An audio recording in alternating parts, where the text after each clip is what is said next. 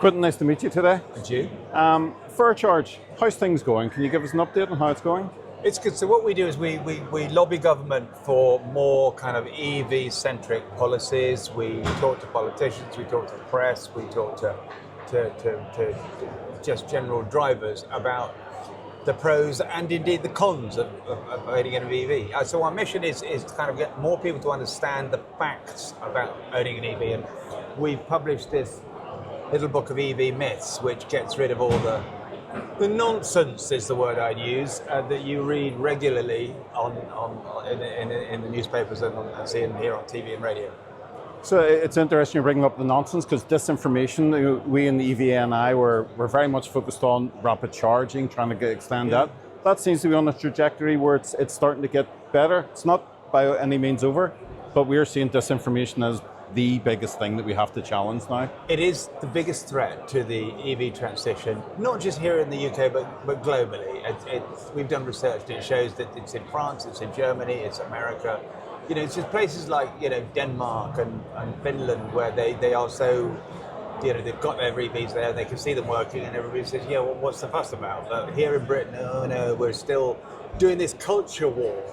And I think, people need to realise that if you just look around here, there are thousands and thousands of people who drive EVs every day, and they're working, the batteries aren't failing, they're not catching fire, they're not, just setting car parks alight and stuff like that. There's 1.2 million people in the UK who have happily folded EVs into their lives. Absolutely, that lived experience is important, which probably leads us on to what we can do about this and some of the new initiatives with Electric Vehicles UK. Can you speak to that? Yeah, so we're doing with Robert and Dan and the FullyCharged show and Everything Electric, and coming all together to create this body called EV UK, where we properly deal with misinformation. And last week we were dealing with this press release that said diesel sales are outpacing electric car sales, which is just nonsense, because the headline was taken out of context.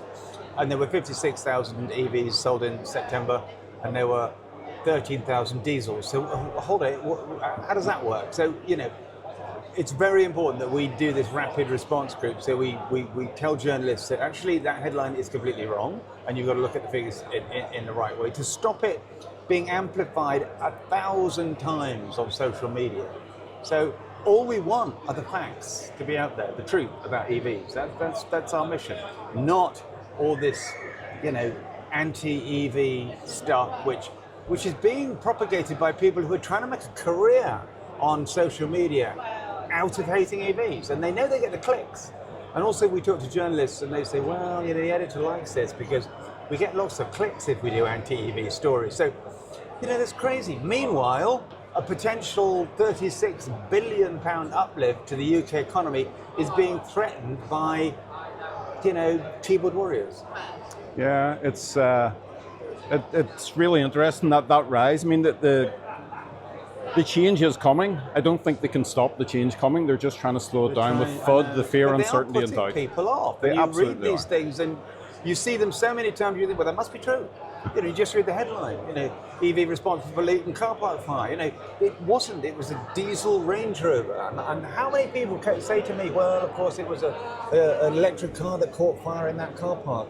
No, it wasn't. And it's been so well proved. And here's the other irony: all this stuff, the truth about EVs, shall we call it? I should license that.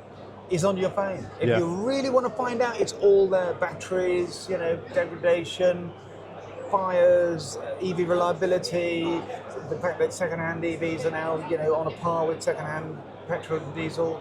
It's all there. Unfortunately, it's probably a phenomenon with the internet that it's a bit of an echo chamber. If you look for EV battery fires, you will find lots of news about that and not the alternative.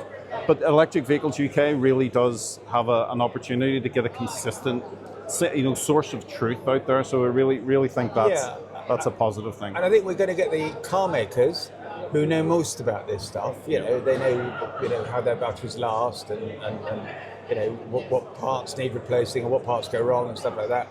They are going to come and join us and give us some of their data as well, so we can say, look, this car maker has had 500,000 miles on this one battery and it's still giving 90% efficiency. I drove a Tesla the other day, you mentioned it, 250,000 miles on the original battery.